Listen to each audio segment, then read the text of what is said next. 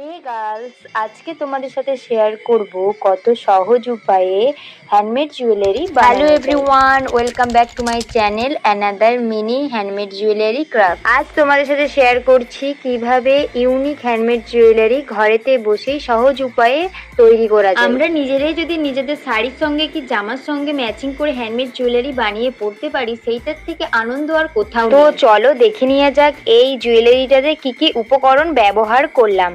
First material ব্যবহার করেছি একটা শক্তপোক্ত কার্ডবোর্ড, যেটা আমরা শাড়ির ভাঁজে কিংবা নতুন জামা কাপড়ের ভাঁজে পেয়ে থাকি। দ্বিতীয় ম্যাটেরিয়াল হিসেবে এখানে আমি ব্যবহার করেছি ফেব্রিকের কাপড়, যেগুলো সুতির কাপড়, আর তার সাথে ব্যবহার করেছি আঠা।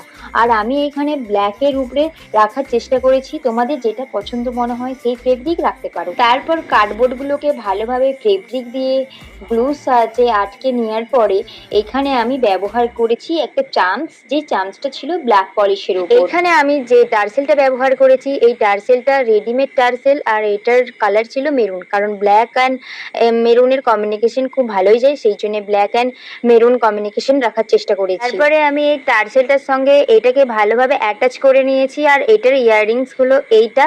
তোমাদের কেমন লাগলো অবশ্যই জানিও, আমার তো খুব পছন্দ হয়েছে। আর তোমাদের যদি ভালো লাগে অবশ্যই লাইক করে দিও আর পেজটাকে সাবস্ক্রাইব করে দিও।